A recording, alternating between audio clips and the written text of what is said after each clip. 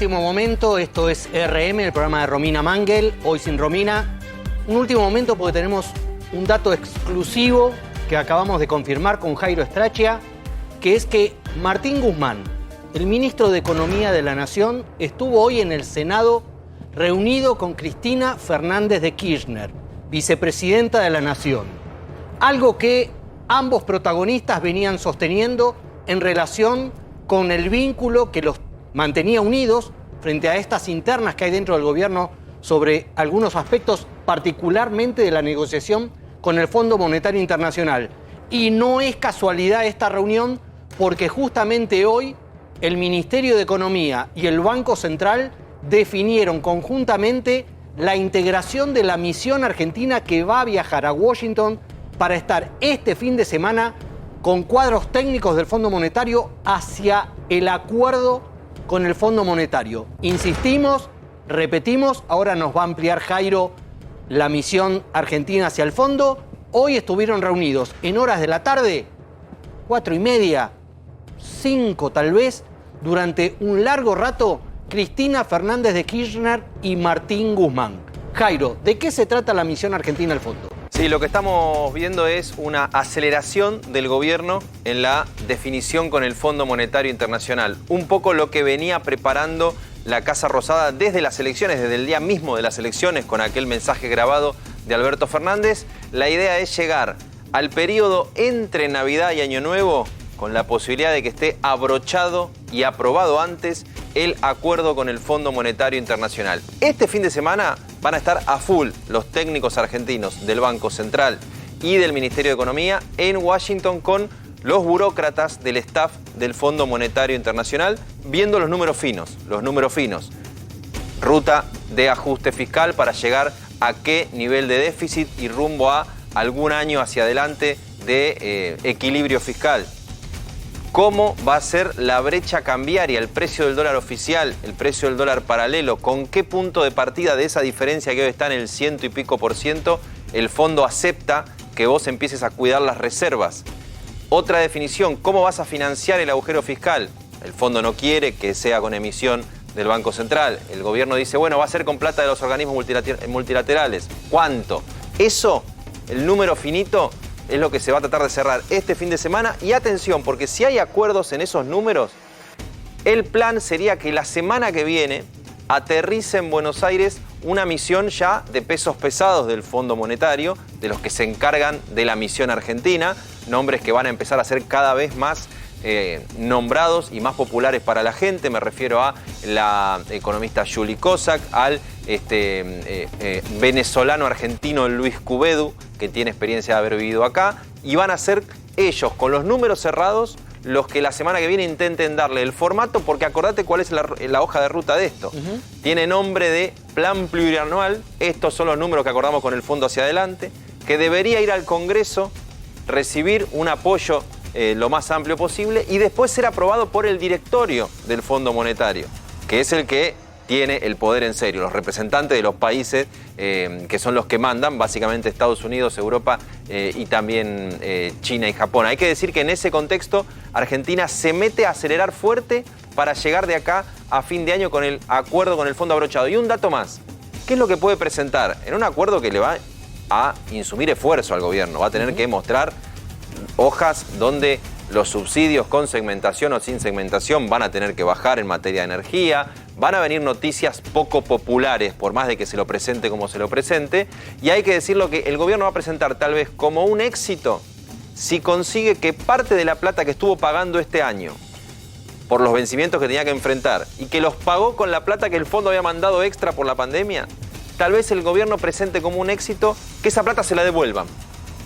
No sería plata extra, pero sí es cierto que Argentina ya la pagó y en todo caso le dirían, te reintegro parte de lo que vos ya pagaste, que yo te lo había dado especialmente por la pandemia. Y que iría para las reservas. Y en este caso vendría a ser como un refuerzo, además de una refinanciación que te alivia pagos que de acá a marzo no cierran por ningún lado con la plata que hoy tiene la Argentina. Así que vos dabas el dato de último momento central político, que es que si todo esto va a avanzar, avanza con la foto entonces de Guzmán hoy con Cristina, sin foto, el encuentro en el Senado. Reservado y donde claramente hablaron de esto que está contando Jairo.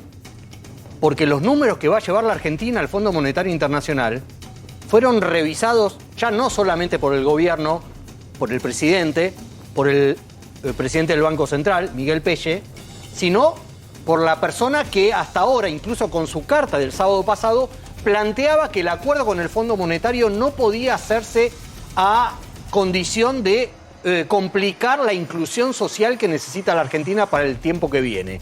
Por eso tan importante y tal el gesto político de esta reunión, insistimos, reservada que hubo hoy por la tarde en la oficina de Cristina Fernández de Kirchner, en el Senado de la Nación, con Martín Guzmán.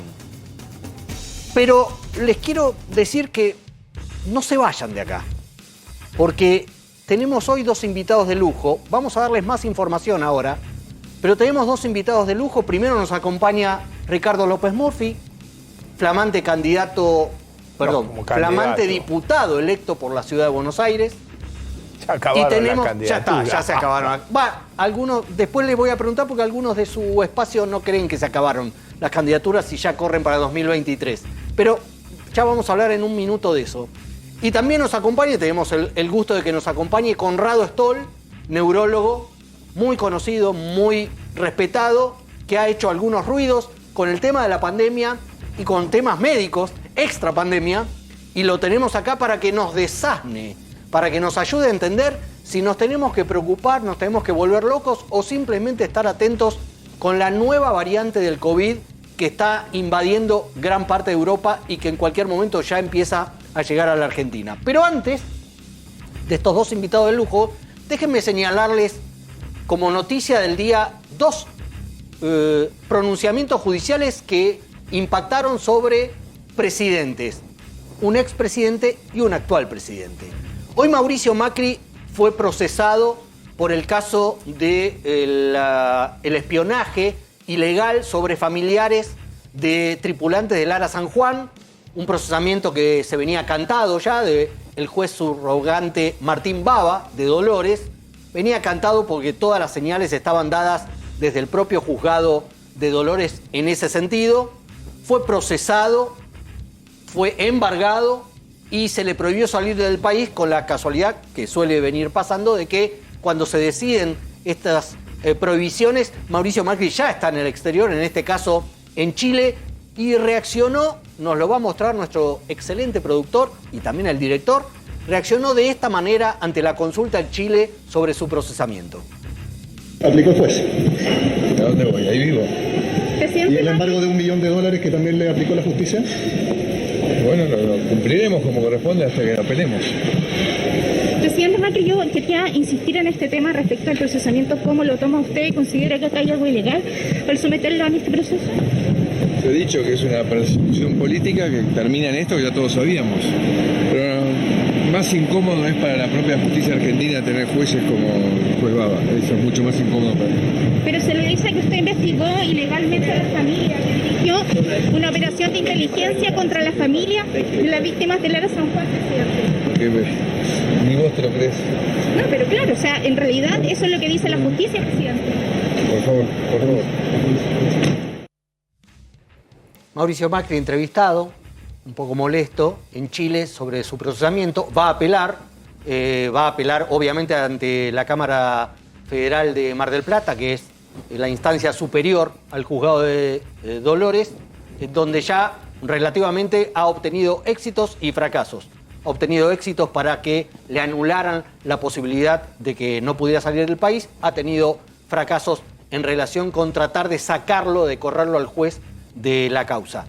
Y el otro hecho que tal vez pasó inadvertido para otro sector de la población, sobre todo quienes adscriben a una posición política cercana al gobierno, es la decisión del juez, lo tengo anotado acá, Lino Mirabelli, uno de los dos jueces federales de San Isidro, que tiene la causa del Olivos Gate y decidió hoy rechazar el pedido presidencial de Alberto Fernández, que se defiende a sí mismo en la causa del Olivos Gate ante el juzgado de San Isidro, rechazó el pedido del presidente en su faz de abogado de que lo absuelva y de que considere que lo que se está investigando por la famosa foto del cumpleaños, de la reunión de cumpleaños de Fabiola Yáñez en Olivos, en el medio de lo más duro de la pandemia de 2020, no es delito.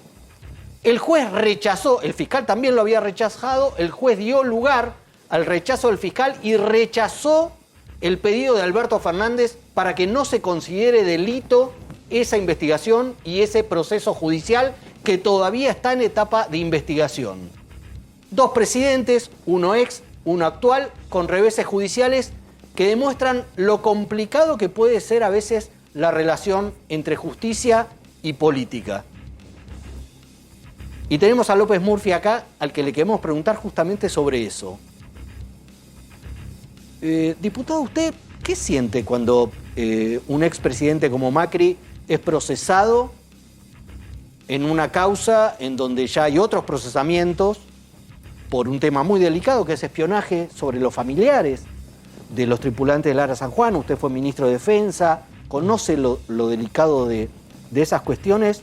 ¿Usted cómo toma esto? Porque no lo vi pronunciarse sobre este procesamiento. No, es verdad. Yo me resulta difícil entender cómo llega al presidente una cuestión de esta naturaleza. O sea,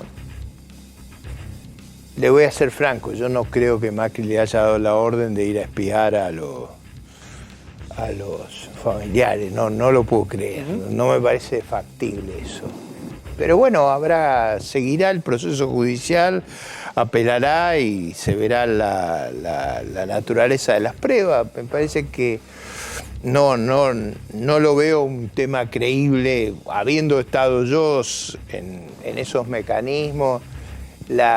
Ese tipo de operaciones no puede llegar al presidente, o sea, no hay forma.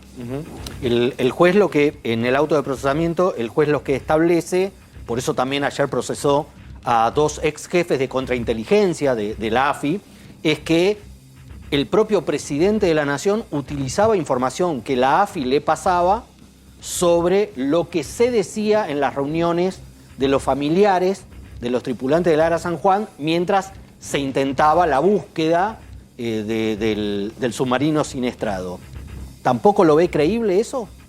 No lo sé, yo no he mirado el expediente. Yo lo que digo en general es que las operaciones de ese tipo no ascienden ni a los ministros, o sea, lo hacen los servicios de inteligencia, ¿no? Es mi impresión.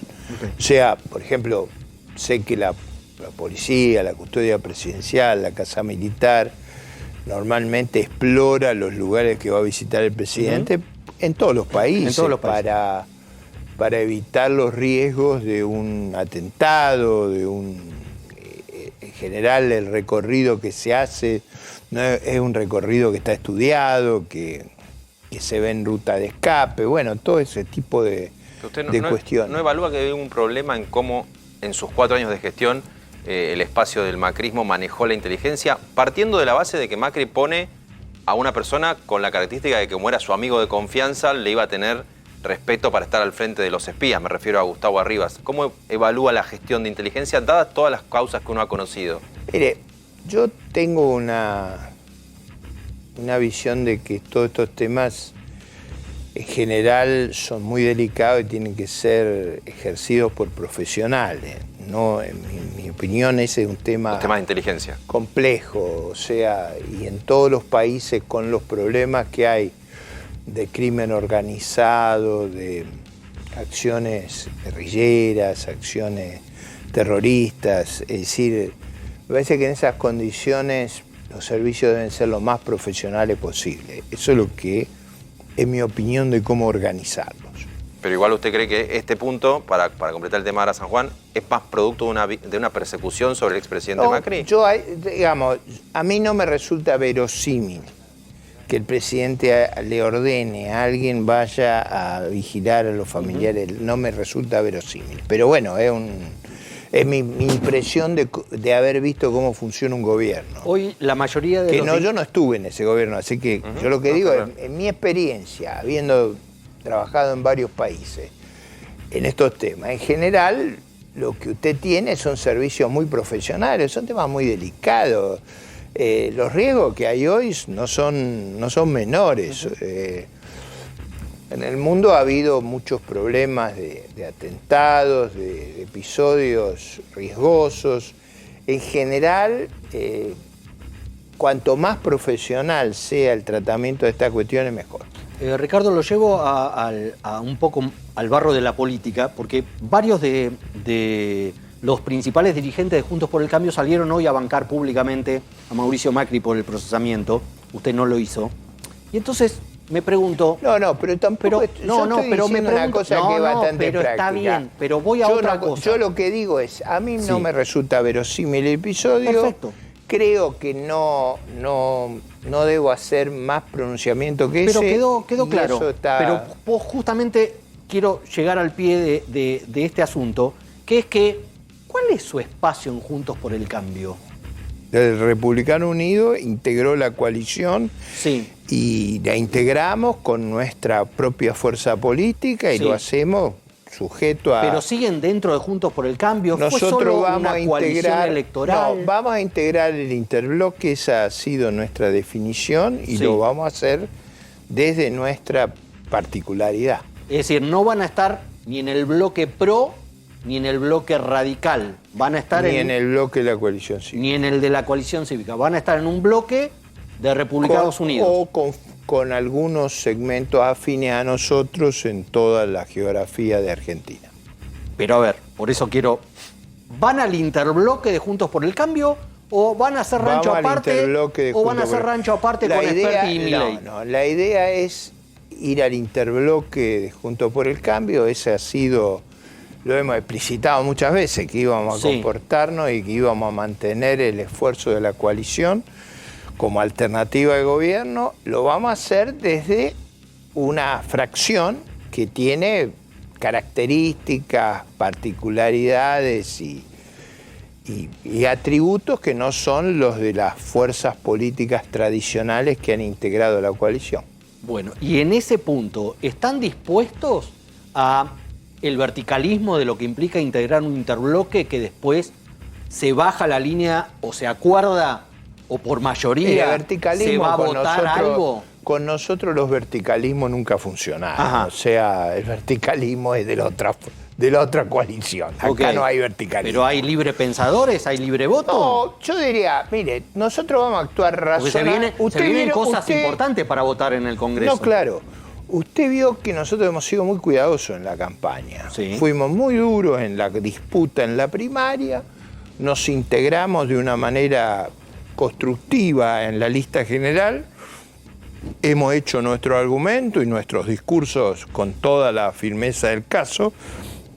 Si usted observa, nunca lo hemos cambiado al discurso a lo largo y nadie ha tratado de cambiarlo tampoco para no atribuirnos lo que no tenemos. O sea, ha sido nuestra actitud y va a ser esa la que vamos a exhibir en las cámaras.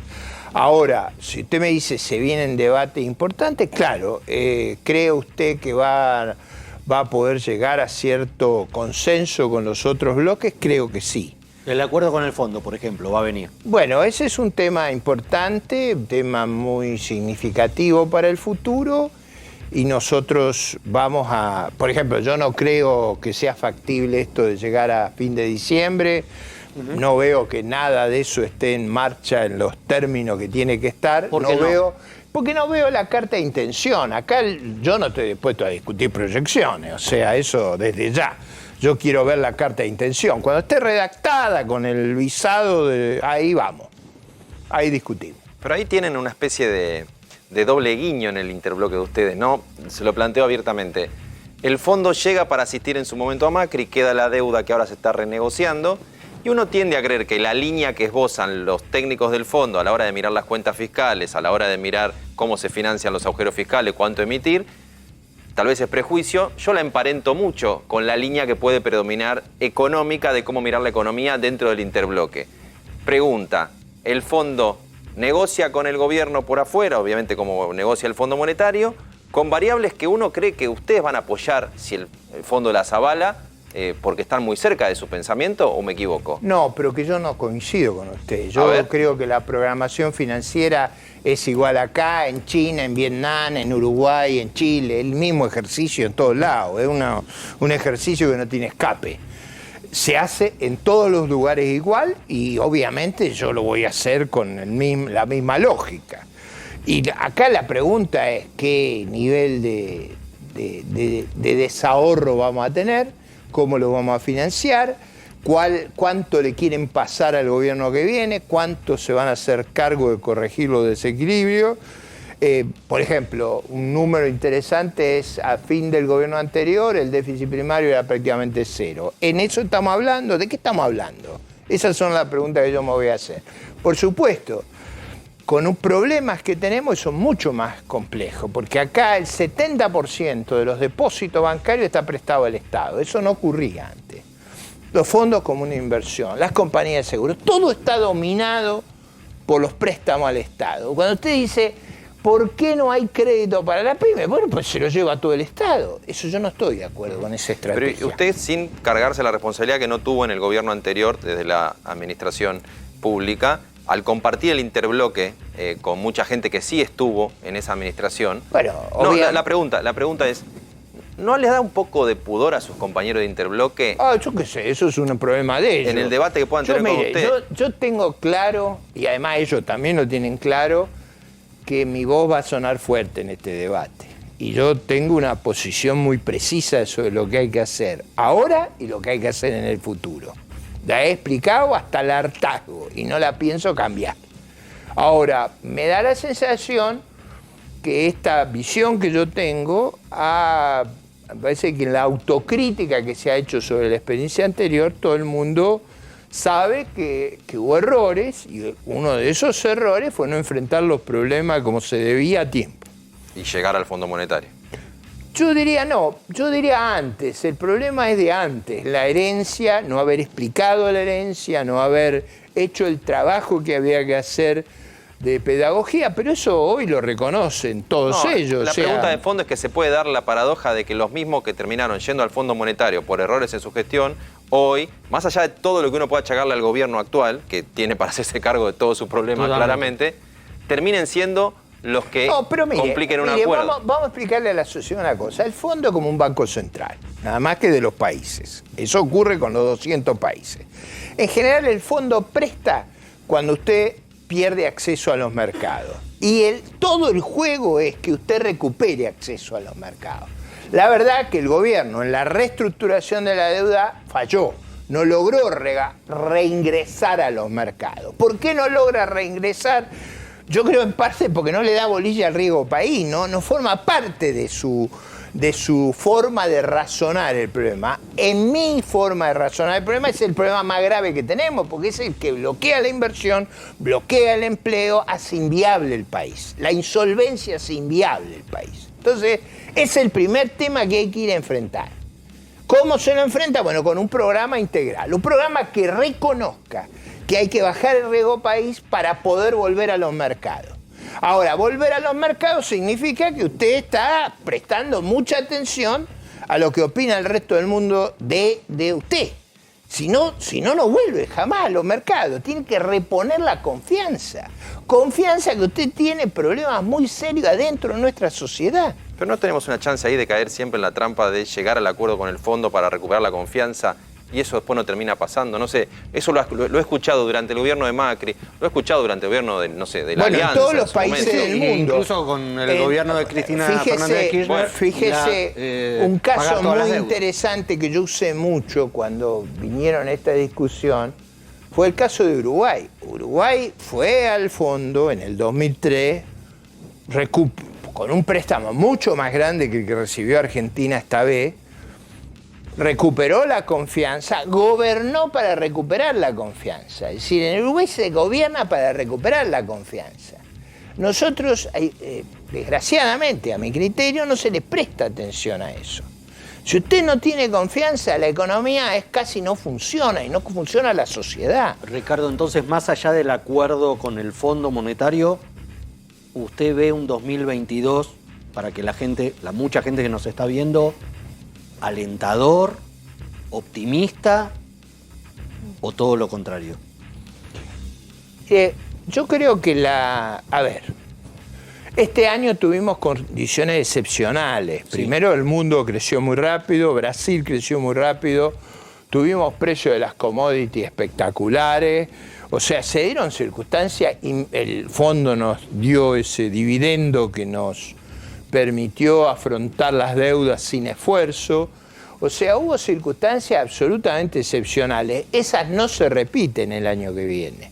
Entonces, usted parte de una circunstancia excepcionalmente favorable que no se repite. Ahora, si fuéramos capaces de recomponer la confianza, obviamente el mundo es un mundo que está avanzando hacia la prosperidad con las dificultades que vienen del flanco sanitario. O sea, los cambios tecnológicos, yo diría, la cantidad de circunstancias potenciadoras de la calidad de vida son fantásticas. Ahora, al mismo tiempo, tiene un riesgo sanitario que yo no me animo a evaluar. De eso ya vamos a hablar con Por eso, digo, eso es un tema muy difícil y complejo porque es muy incierto ese riesgo. Sí. Pero si pudiéramos poner eso de lado, yo diría, el mundo va a ser un mundo favorable de crecimiento mucho menores de lo que tuvimos este año, porque este año todo el mundo recuperó la caída del año pasado. Sí. Entonces, en particular, Latinoamérica tiene dificultades. Tiene dificultades, depende mucho del precio de las commodities. ¿Lo ve mal el precio de las commodities? No. Las cosechas argentinas, vamos a tener una cosecha de trigo importante. El resto, bueno, si todo sale bien, usted va a tener un espacio ahí. Tiene que, a mi criterio, hay varios flancos abiertos difíciles. Si hubiera un acuerdo, si el acuerdo es potente y genera confianza, varios de esos problemas desaparecen. Si no genera confianza, varios de esos problemas están frente a nosotros. Para traducir, cuando López Murphy dice genera confianza, 2 puntos, es ir rápido a equilibrio fiscal, por ejemplo. Bueno, yo diría que los problemas de solvencia de la economía argentina son muy marcados.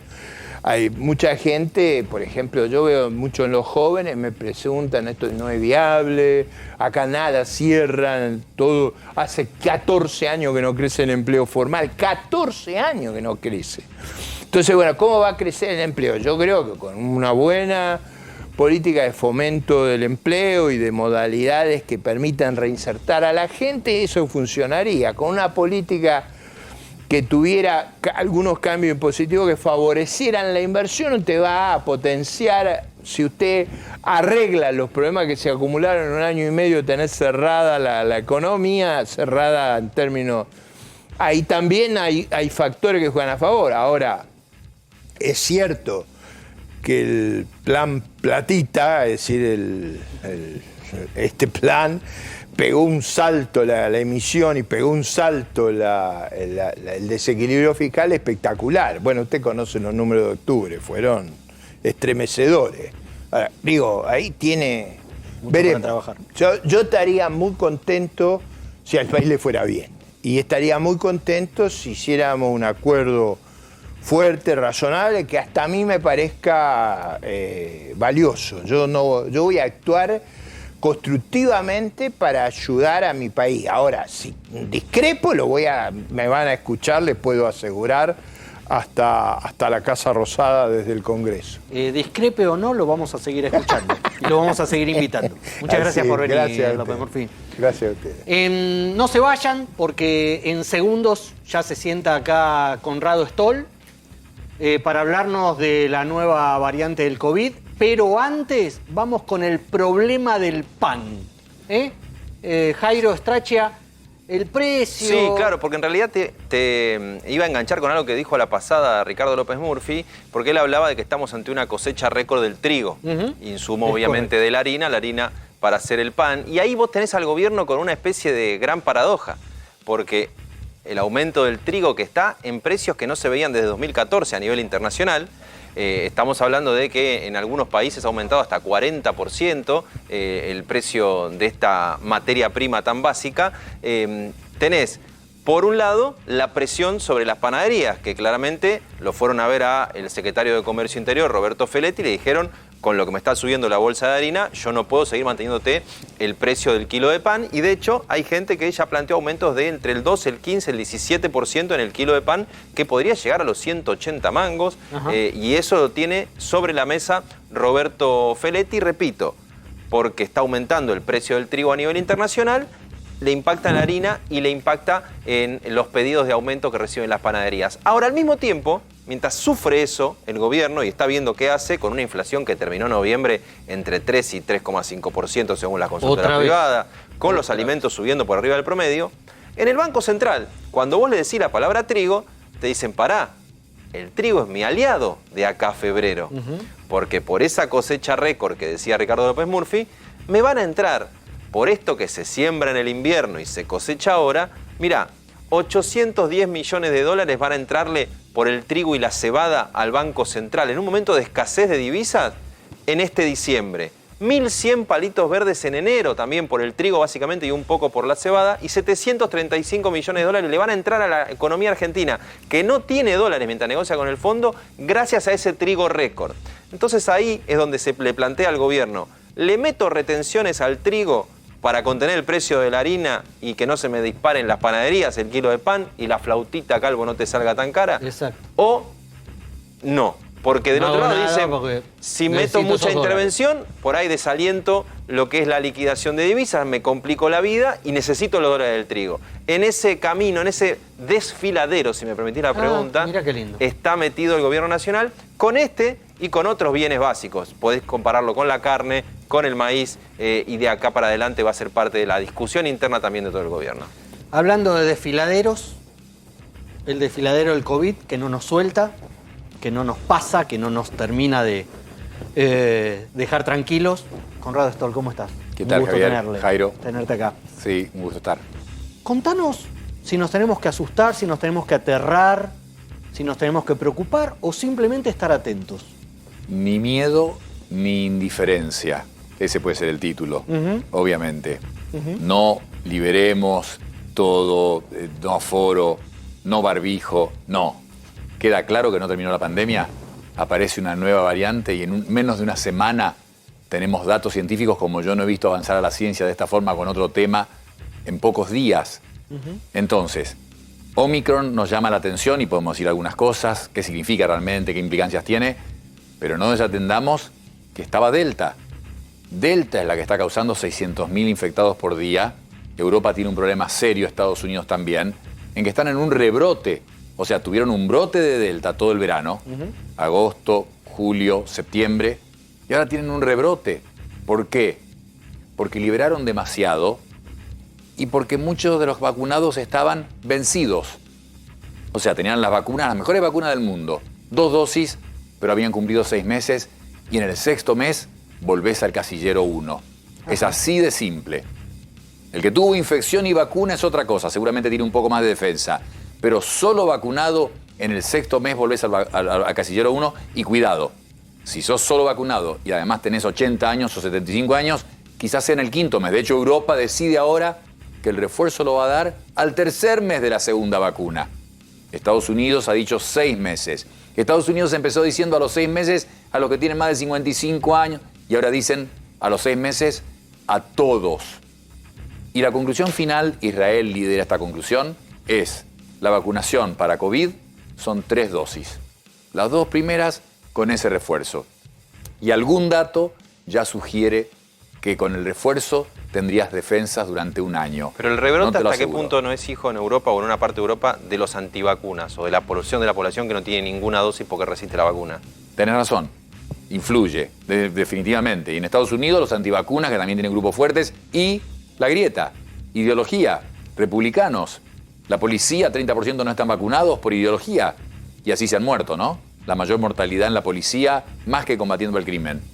En los estados, hay estados de Estados Unidos que tienen 50% de vacunados.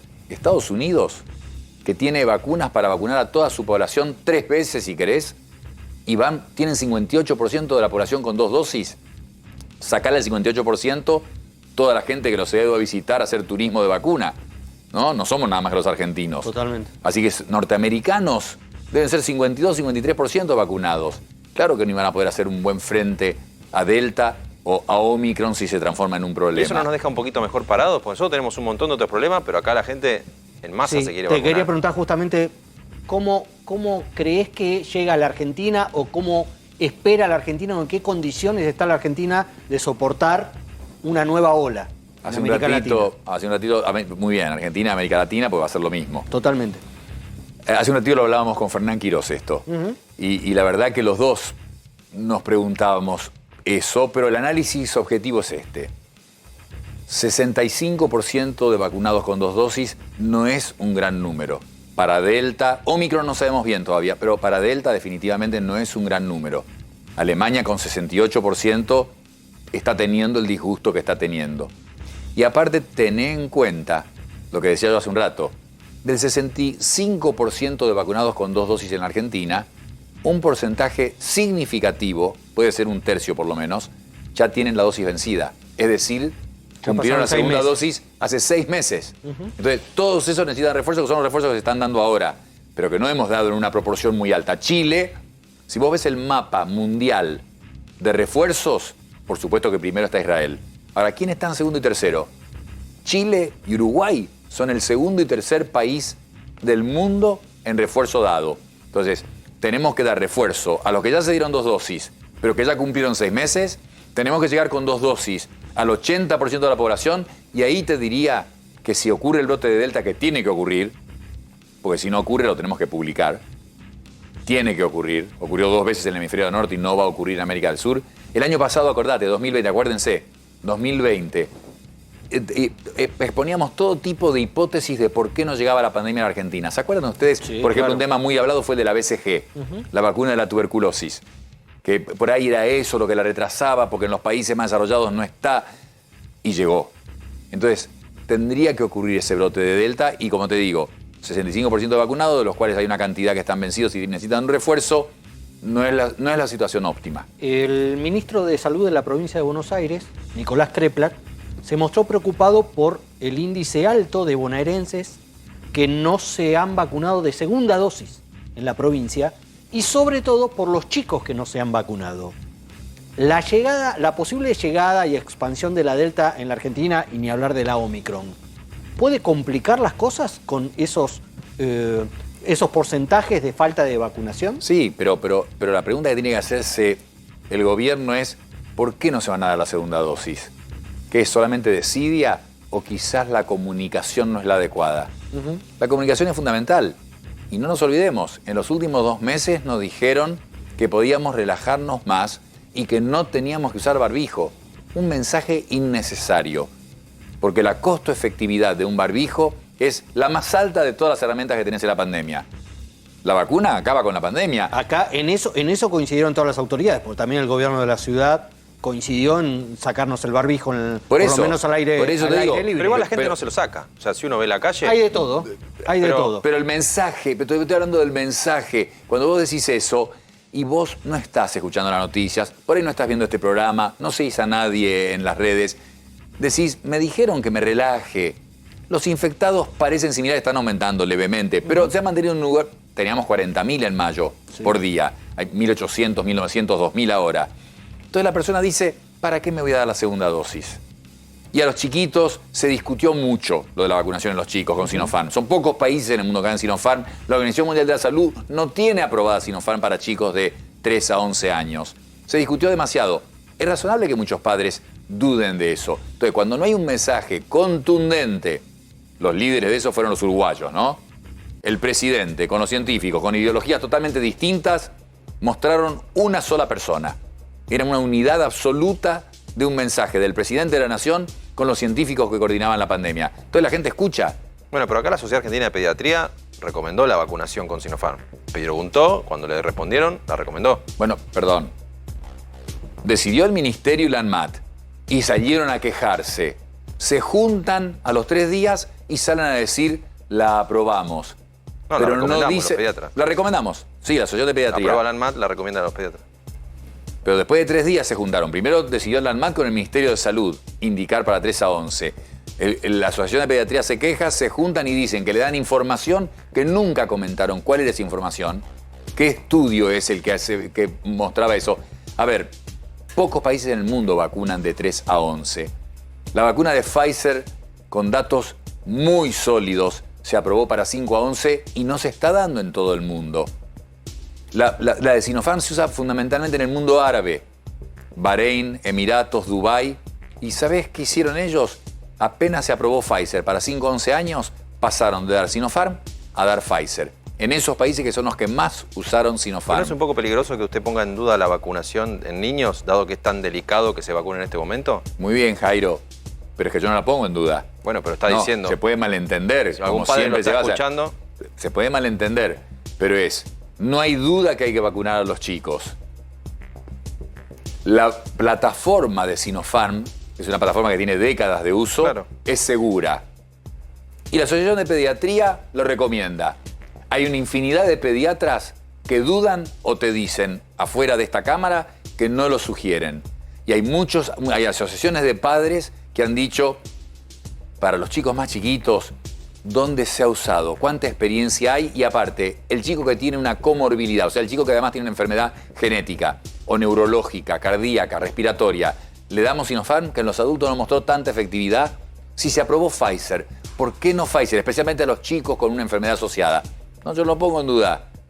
Hay que vacunarlos, se pueden vacunar. Es una vacuna segura y no hay duda que hay que vacunar a los chicos. Después hay otras opciones. ¿Vos volverías para atrás con algunas medidas que se tomaron para relajar el tema del enfrentamiento a la pandemia en la Argentina? ¿Como los barbijos, por ejemplo? Bueno, sí, ¿Volverías para los atrás? barbijos definitivamente. Sabemos que en un parque y en una plaza nadie se va a contagiar por no tener un barbijo. Y en la calle es improbable. Pero en la calle, si el mensaje es no usar barbijo, vos no vas a tener un barbijo. Y por lo tanto, si encontrás con alguien que no es de tu burbuja, déjame que lo diga así, y te pones a hablar, estás sin barbijo. Y si querés entrar a un negocio, a un edificio o a donde sea, no lo vas a tener. Y en general no te dan. Acá no es tan fácil que vos entres a un lugar y te den barbijos cuando necesites. Entonces, por eso te decía lo de la costo-efectividad. Sí. La vacuna, claro que corta la pandemia, pero es una logística y un costo altísimo en economía. El barbijo, ¿qué valor tiene? ¿Cuál es el esfuerzo de tenerlo? Por eso te digo que definitivamente en eso sí. Y lo otro que hay que hacer es el testeo. Hemos estado siempre alrededor del puesto 100 en testeo. No podemos testear como Dinamarca, definitivamente. Está claro. O como los países que testean más. No somos Dinamarca. No, pero 500.000 test por millón de personas es mucho menos de países comparables que tienen, por ejemplo, Chile y Uruguay. Más de 1 millón de test por millón de personas han hecho.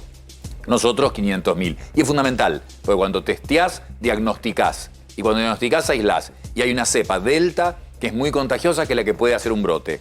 Y Omicron, que no sabemos. Supuestamente, en Omicron te doy el resumen importante, que es, quizás no sea tanto la capacidad de transmisión de Omicron. Lo que están diciendo es que por ahí sea que pueda evadir mucho el efecto de la vacuna. Pero todavía que las vacunas sean menos efectivas. Para pasar en limpio, ¿qué se sabe y qué no se sabe de la variante? Lo que nueva? se sabe hasta ahora de Omicron probablemente está en todo el mundo. Hoy se informó que encontraron los primeros casos en California. Faltaba Estados Unidos, ¿no? En Europa son más de 11 países. Australia, confirmado. Canadá estaba. Hoy, como digo, informó Estados Unidos que la tenían en California. ¿No habían detectado los Brasil casos? también. Probablemente está en todo el mundo. ¿Qué pasa? Para saber que tenés Omicron, tenés que secuenciar el virus, leer el nombre, apellido y el sobrenombre, que es mirando el gen. No saber que hay un virus en la persona, sino leer el nombre del virus. Y eso casi no se hace. El que más hace en el mundo eso es Islandia. Al 60% de los infectados le secuencian el virus para ver qué variante tienen. Después viene Dinamarca al 40%, pero después los países que siguen, 10%. Estados Unidos al 3% lo secuencian. Nosotros, mucho menos del 1%. Entonces te enterás tarde si tenés una variante. Pero probablemente está en todo el mundo. Lo que sabes es que puede ser menos efectiva la vacunación contra Omicron. No se sabe si más transmisión. Generalmente no enfermedad más grave. El virus no quiere producir una enfermedad más grave porque si no la persona se muere y el virus desaparece. Pero probablemente no una enfermedad más grave. Y el Paxlovid, una de las drogas que se probó que era efectiva como tratamiento, la de Pfizer, aparentemente efectiva contra Omicron. Esas son las cosas que se saben. Que Omicron ya se haya detectado algún caso, 2, 3 casos en Brasil. Sí. ¿Nos hace aumentar el riesgo a la Argentina por ya estar Pero definitivamente, que se detecten 2 o 3, Javier. Significa que hay son cientos otros que o no se miles, detectaron. probablemente. Cientos o miles, y por lo menos cientos. Y evidentemente, con la difusión que ves que ha tenido, no sería improbable que esté en la Argentina o que llegue a la Argentina. Dijiste, por un lado, hay que mejorar la vacunación. Terceras dosis, la gente que no se fue a dar la segunda dosis. 200.000 aplicaciones por día, 220.000 aplicaciones por día hoy. Bien. Tendríamos que tratar de acelerar eso Esa es para una aumentar los dos. recomendación. Definitivamente, fundamental. Esa es una recomendación. Fundamental. Segunda recomendación, volver a los barbijos. Testear más, no. Testear más. Testear más para identificar contagiados, sobre todo en el momento que pensás que puede iniciarse un brote de la pandemia. Testear más. Lo de los barbijos, ¿qué le decimos a la gente? A los miles, decenas de miles que nos están mirando. ¿Sigan usando el barbijo en la calle? Definitivamente.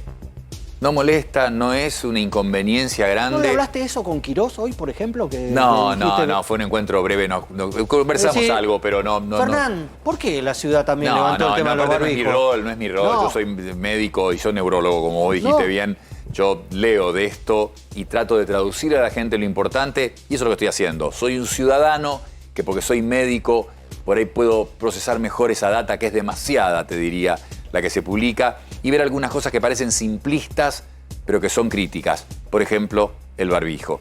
Si lo tuvieras acá sentado Anthony Fauci, te podría hablar de cosas muy complejas yo te puedo decir trabajos publicados en estos días sobre el virus, pero te podría también que no se olviden del barbijo. Conrado, vos habías dicho, no sé si me perdí, estabas al frente de una unidad de terapia intensiva, ¿en qué institución?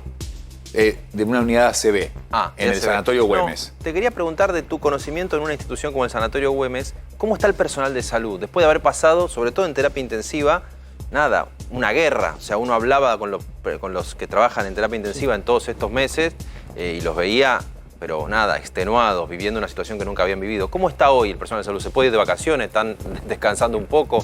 ¿Están con síndrome, como se llama, de burnout? ¿Cómo lo ves de tu experiencia? No, es así. Definitivamente hay lo que estás diciendo. O sea, hay que ver qué médicos, ¿no? Hay algunos que han tenido mucho más contacto con la pandemia, que otros han estado afectados más por la pandemia. Nuestros médicos de la terapia intensiva, una unidad ACB de accidente cerebrovascular es una unidad de terapia intensiva. El paciente con accidente cerebrovascular necesita los cuidados de terapia intensiva, están intubados muchos de ellos. Entonces nuestros médicos, sí, vi el burnout, el que no podía más. Hay turnos, hay vacaciones, hay descanso, pero están agotados realmente.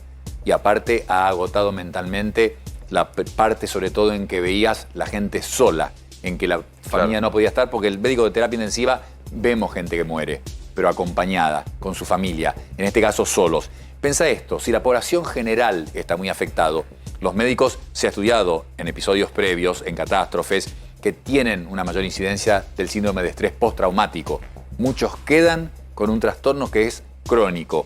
Y te cuento un estudio que se hizo. En 20 países se analizaron 80 millones de llamadas a los números de emergencia de ayuda personal, y lo que vieron en la pandemia es que bajaron casi 40% los llamados por ideas suicidas, que son los usuales, por violencia familiar, por problemas de relaciones familiares, por economía, por problemas económicos, bajaron casi 40%. ¿Cuáles son los que predominaban? Los del miedo a la infección y el miedo en general, y los de soledad. Entonces, la persona que no estaba en directo contacto con la enfermedad y por ahí no tenía nadie infectado, aumentó de esa forma, como te digo, representada por este estudio. Imagínate en los médicos. Burnout, estrés postraumático, agotamiento. Vos no sos de la línea dura de los médicos que consideran que ante cualquier rebrote o ante cualquier riesgo de rebrote nos tenemos que encerrar todos. Preferís siempre, la idea que tengo de tus apariciones en los medios, siempre ir viendo paso a paso, sabiendo que el efecto de encerrarnos ha generado muchos de estos problemas que comentabas recién. Hoy es 1 de diciembre. Ya estamos casi en las fiestas. Falta ahí, nada. Hay una expectativa respecto a las fiestas, a las reuniones familiares, a los festejos de amigos, los fines de año en los lugares de trabajo. ¿Vos cómo estás viendo esta llegada de diciembre en medio de estas alertas mundiales? Hay una mirada global y la otra más artesanal. La global es: la pandemia no terminó, queda clarísimo, cuando hace una semana aparece una nueva letra griega, en que no terminamos ni siquiera de entenderla del todo, pero todos los datos lo que más sostienen es que respondería menos a la vacuna, y ya pasó. La beta sudafricana, vieja, ya nos olvidamos, y que no se diseminó por suerte en todo el mundo, Las vacunas prácticamente no la afectaban. AstraZeneca tenía una eficacia del 30% contra beta. Por eso el presidente Ramaphosa de Sudáfrica se deshizo de esas vacunas. Entonces, la mirada global es, la pandemia no terminó. Para el 2022 va a pasar, 80, 90% de la población con 2 dosis, con los refuerzos, probablemente se va a transformar en una gripe, probablemente. Pero en este momento, este próximo par de meses, no terminó. Los cuidados de siempre, lo que hablábamos recién, distancia, ventilación, en las fiestas, cuidado con los grupos que se formen. Y la mirada artesanal es, veamos la curva. Si mirás hoy, esta noche, la de Chile, te preocuparía. Porque verías que en septiembre tenían 300 infectados por día y hoy ves que sube hasta ahora con 2.000 por día. A pesar de que es un país con 80% de personas con 2 dosis y 70% de los de más de 50 años con refuerzo. 70%, te dije hace un rato que era el segundo país más reforzador o que más ha reforzado en el mundo. Es cierto que ellos se habían inoculado en principio con Sinovac, que era una vacuna... Una melliza de, poca, Sinopharm. Una melliza de Sinopharm. Pero con menos efectividad. Con menos efectividad. Perdón, pero con menos efectividad. No, similar, no menos. No, los grupos son Pfizer y Moderna ahí arriba. Moderna, la más inmunogénica, la que más anticuerpos genera y por eso el refuerzo de Moderna es la mitad de la dosis. Después un grupito que es Sputnik y AstraZeneca, te diría similar. Y abajo, Coronavac y Sinopharm. Estos son estudios en Bahrein, por ejemplo, que tenían exactamente la misma vacunación que nosotros. Y después comparando resultados de Chile con nosotros. Son parecidas las dos vacunas en la eficacia de las dos vacunas. No es lo que ha dicho el gobierno porteño ni el gobierno nacional, que lo comparan como una vacuna menos efectiva a la Sinovac, pero... Si es menos efectiva, es sutil la diferencia. Pero entonces, la explicación de por qué se da este aumento de casos en Chile, ¿cuál es? Porque tampoco estamos hablando de que sean todos variante Omicron, no se sabe. Difícil, ahí tenés la complejidad de esto. Y en Uruguay hay un aumento muy pequeño, llegaron a 80, 90, 2 dígitos de infectados hace 2 meses, ahora están en 200, 180, 200, muy poco. ¿Por qué? Y tienen los 1000 kilómetros de frontera con Brasil, por ahí les entró la P1, Manaos. ¿Por qué ellos tampoco, ellos no tienen una curva como la de Chile y tienen una vacunación similar? Más Pfizer quizás. Chile también tiene Pfizer, ¿no? Y Uruguay no tiene Sinopharm. Muy difícil interpretar por qué las curvas. ¿Le damos tranquilidad a la gente hacia las fiestas? La tranquilidad que tiene que tener la gente es que el que se cuide es improbable que se infecte. Con Omicron, con un brote de Delta, la persona que se junte con la gente que sabe que se puede juntar, que tenga los recaudos cuando tiene que interactuar, porque tiene que ir a hacer compras, porque tiene que trabajar, y como vos decías hace un rato, no, yo no voy a favorecer que se cierre nada, porque ya sabemos que cae el PBI y no impedís nada. A menos que hagas Nueva Zelanda, que cerró 7 semanas todo al principio y bueno, cerraron el país y nunca entró el virus. Y lo tuvieron así muy controlado. Pero no, con los cuidados individuales es muy bajo el riesgo de infección. Ese es el cuidado que hay que tener. Muchas gracias, Conrado, por la Javier, visita. Jairo. Un placer, un lujo. Una noche movida, Jairo. Mañana Claro. volvemos, ¿sí? Sí, claro. En RM, esperemos ya con Romina de regreso. Y nos volvemos a encontrar entonces mañana a las 10 de la noche, en esto que se llama RM. Así es. Chao, buenas noches.